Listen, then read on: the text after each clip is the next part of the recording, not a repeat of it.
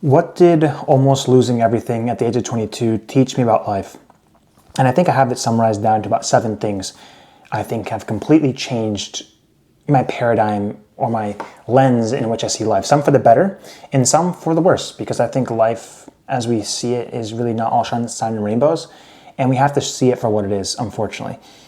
And for me to give you those 7 lessons, starting off with the first one, you have to understand where I came from. So it wasn't that long ago that I started off on this entrepreneurial journey of, wanting to grow a successful business and pursuing my life's dream of becoming successful, right? Not working 9 to 5 and trying to make something of myself, right? And so I lived in a hometown for my entire life, like the same house. I went to an elementary school that was 5 minutes away from my house. My dad is a music teacher there, still currently. And so it was great. Then I went to high school 5 minutes away from my house. I could walk to school every day. Then I went to a Christian university, also 5 minutes away from my house. And so I know still to this day, everybody in my hometown. I know everyone at church. I know everyone at the university. I know all the teachers, the professors. Everyone knows my family. It's like I know everyone in this hometown. And so I decide to leave to pursue my entrepreneurial dreams, sleep on the ground, basically, right, on this mattress and try to become successful. I kid you not, my back is against the wall. I'm 4 to 5 months into this journey. I have no money. I haven't figured out anything that's going to work. I basically have to call it quits and go to my parents' house. I have nothing more. I have about 30 days left to run away. I'm about to basically lose everything and run out of money completely. It gets to a point where now it's spring break for my little sister, because she's in university, and so I go back to visit my family. When I go back to visit my family, keep in mind, this has been 4 or 5 months since I left my hometown. The first thing someone tells me is, dude, I haven't seen you in a while. And keep it in mind, these are people that I know, people that I'm friends with. They came over for Thanksgiving, they would come over for Christmas, they're my family friends. I knew them from church, we went to college together. We played soccer and sports every single week. We were on the same intramural teams. We went to the same classes. These are my buddies, these are my friends. The first thing they ask me is, where have I been? So now what I think, I'm like, dang, I have no money, I'm basically broke, and no one even knows I moved out of the house. This brings me to my first point, which is that no one actually cares about you. No one does. You could be failing financially today and feeling super stressed, no one cares. You could be sleeping on the ground on the mattress, no one cares. You could be a huge success, no one cares. Everyone's too busy about thinking about themselves, essentially, and what they have going on with their life. Everyone's busy about their college, about their life, about their family and their significant others and them making money. They don't even know, at least for me, they didn't even know I moved away. And that was a little sad for me in a way, but at the same time, it was freeing as well. Because I was like, wow, no one even cares about me at all. At least everyone I thought that I thought was watching me fail doesn't even care. But in a way, it's also kind of like, I might as well pursue what I feel like I'm called to do. Because no one's watching it either way, so might as well just do it for you, kind of thing. And do it for your potential future spouse, for your potential future children, or just your mom, your dad, your sister, your loved ones. Because no one truly cares about you or what you're doing. I could be dying right now. No one would care. So might as well just pursue what I've been called to do. That was the unfortunate truth that I learned. Now, the second thing. 99% of the friends you believe you have are not real.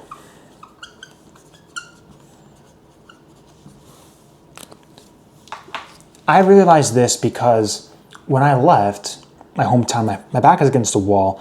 I need help. I need someone to come to the rescue, basically help me out, support me through this. No one even gave me a call. No one even cared, literally. And so since I don't have social media, I don't have anyone giving me likes. I don't have anyone messaging my DMs. I don't have any of that stuff. So the only two people that can actually be my friends, that can actually contact me, are people that have my number, people that can call me, that can reach out to me. And that's when I realized that when I left, no one even touched base. No one even saw what I was doing. No one even reached out to see what I was up to. And then I realized that all those friendships that I had, they all had something that was holding them together. Either they were transactional in a way. And at its core, most relationships are transactional at its bare bones. And the friendships that I had were around like, hey, we just happened to see each other at the gym. We just happened to touch base in classes or do homework together, or we happened to go to the same university. But when push came to shove and we went our separate ways, they didn't give two hoots of what I was doing. They didn't care. Zero. And then it got me thinking, how much of my friendships are actually real, like genuine friends where they could actually bend over backwards to help me and where I would do the same for them. And out of the 50 friends I thought I had in my contacts, probably only like one or two were actually people that would touch base, call, we would keep in touch, and they were generally rooting for me to get better and achieve those goals. What one of my friends does, he has this thing where whenever it's his birthday, he waits until 11 p.m. to message what he ate for his birthday, put on his story to see who the real ones are. That's what he does. That's his whole thing. He's like, dude, I want to see who the real ones are, who actually remember my birthday, and who the ones that don't. Because the ones that don't, they're just, everyone's fake. And so at 11 p.m., he posted on social media, and I kid you not, I saw it with my own two eyes. Probably like 100 people DM'd him.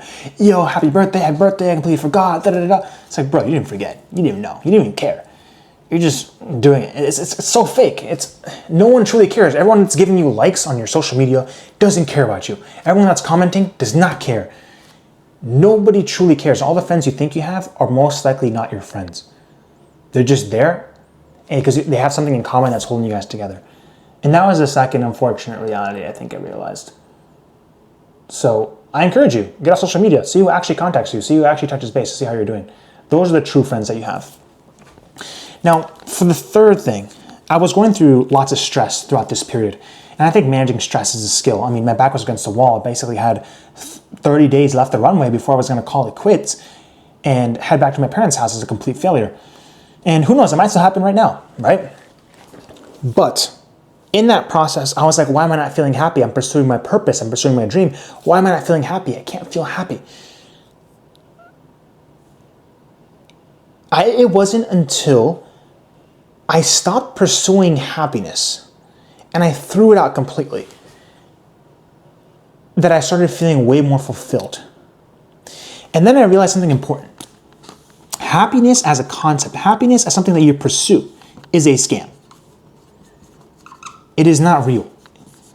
You should not pursue it as a young man or as a man in general in this life.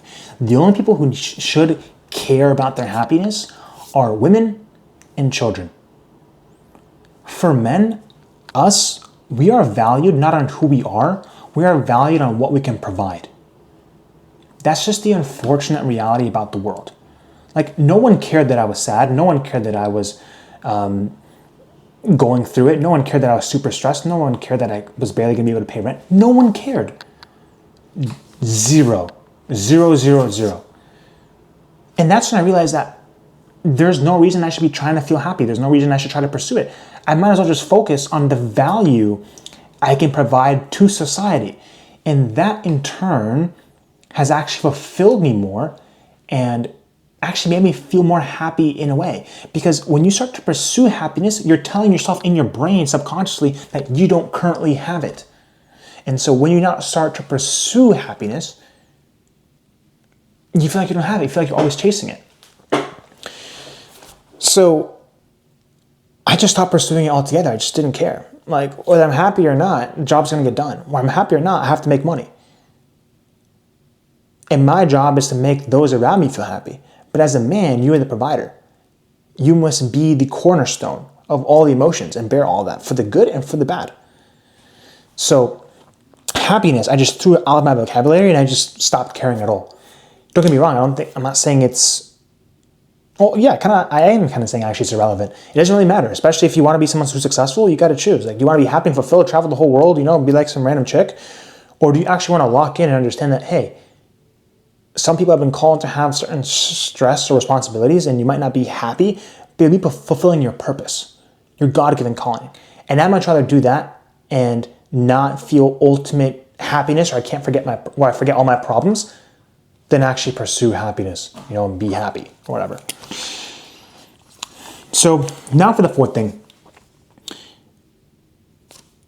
I thought to myself, well, I should feel happy if I'm pursuing my passion, if I'm pursuing my dream.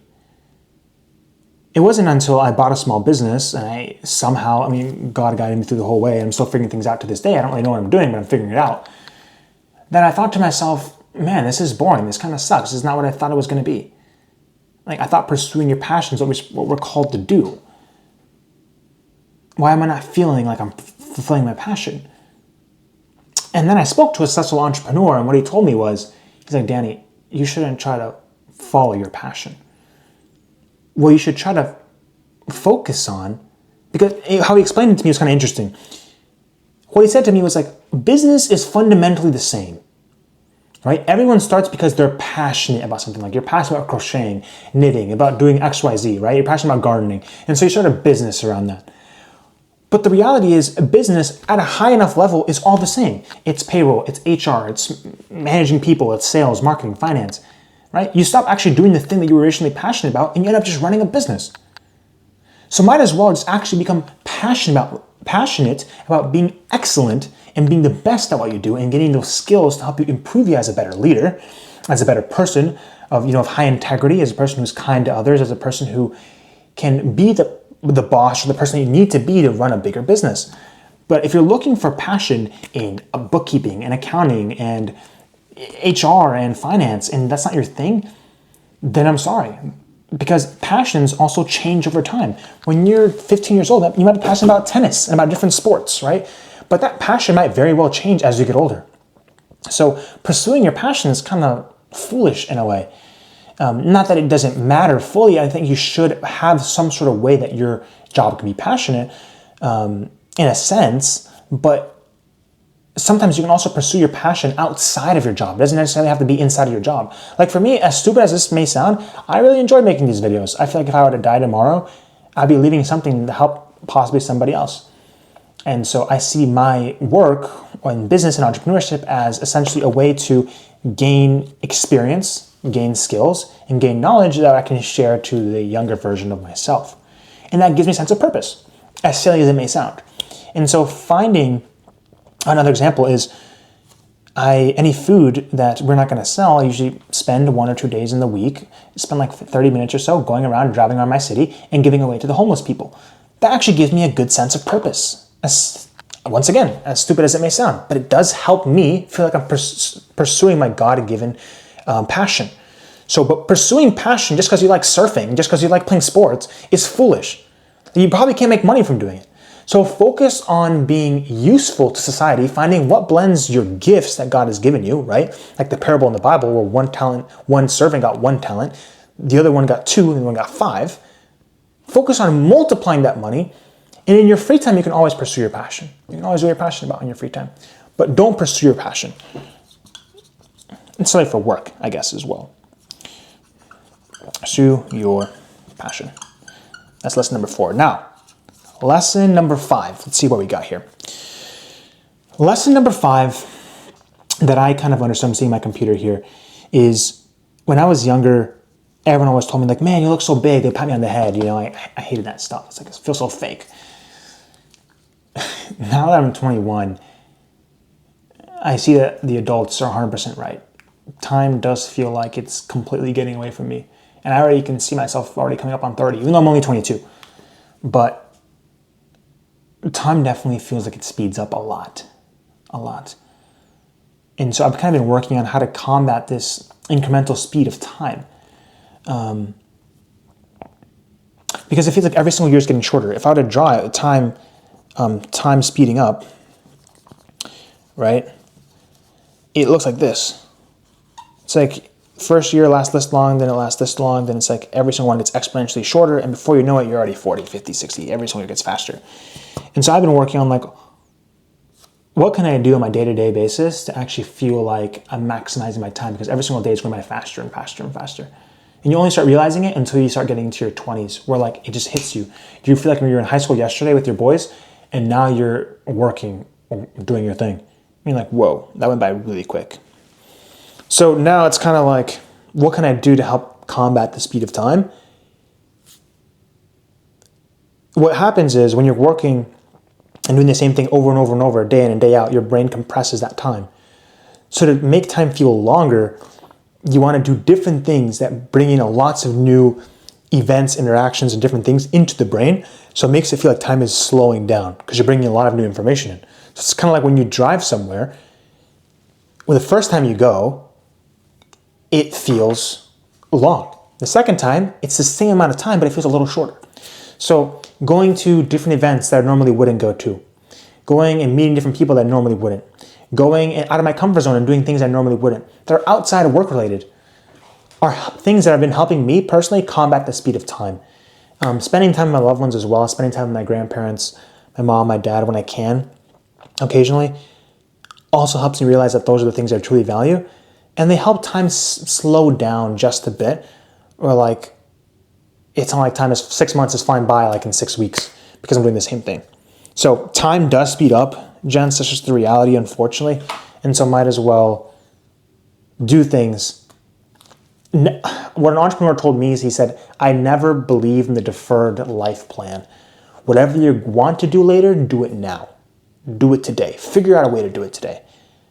Because before you know it, the opportunity is not going to be there. Number 6, I studied finance. I love the art of making money. I love the journey. I love business. I love risking it all. Sleeping there on the floor and just thinking every single day, how can we succeed? How can we make money? I love that drive, that passion, and that vision that someone must have to be successful, even though I might fail. Who knows? But what I've realized at this young age is that money, as a concept, doesn't actually matter. It's irrelevant. Like, we're all going to die. And before you know it, it's all going to be pointless. Like, money can just be burned. Money is something that can be used, something that can be traded in for labor, for time. It's a resource, right? But just blindly pursuing money for money itself it's vanity. It's like chasing the wind, as the author or the teacher in Ecclesiastes would say. And eventually you're going to have an idiot that runs your business and it's going to disappear. Like in 3 or 4 generations, your money is going to be gone. So it begs the question, what is the purpose of life? I mean, we can get into that whole topic, but money itself as a concept is not something I think you should spend your whole life pursuing. Pursue excellence, pursue discipline, pursue being a better person. Like, don't focus on being a millionaire for the money. Focus on being a millionaire because the person will make you become in the process, because of the churches you could build, because of the people you could help, because of all the resources and things you could share, right? And help the world behind you. But chasing money for money is vanity. Chasing money to get a nicer car, a nicer house, chasing money to get things does not bring you true joy and happiness. Chase money to actually bring your time back, to give you more freedom, right? There's a book called The Art of Spending Money, and I've been reading that, and that's very, very interesting. And I think the more you spend chasing money, the emptier you're going to feel, which is, although why I think making money is so important, this whole channel is about is how you get rich, how you become successful. At the same time, money actually doesn't matter. So it's kind of weird. I know it's kind of contradictory, but money comes as a byproduct of the people you want to help. So instead of saying, I want to make $1 billion, think of like, I want to help 1 billion people. That's a much better mindset shift to have, and it's one that I'm currently having. Because I mean, when I don't like to talk about this stuff too much, but when I give food and some money away to people that don't have a lot of money, people that are homeless as well, it's like all I do is I pray to God, I say, God, please give me opportunity to do this more, and please help me honor and glorify your name in everything that I do in the future. And so having that outlook on life, like Elon Musk's goal is not to be rich. His goal is to get us on Mars. And that's his vision. And with that vision set, then the money follows. But the goal is not to just get rich to get rich. Even though I think it's very important. Who doesn't want to get rich, right? Number 7, last but not least, you really only have 2 to 3 bets, I would say, that you can make in your life. And so take make a very, very good judgment in what those bets are going to be. Whether you like it or not, in your 20s, you have maybe 1 or 2 bets you can make. Like from 20 to 25, you might start one business, might do this, might do that, might be in 1 or 2 careers. Like, every bet you make, if you want to take a good bet, it's going to last a decade, I think. And life is so short, you really only have a few good time windows to really give it all you've got.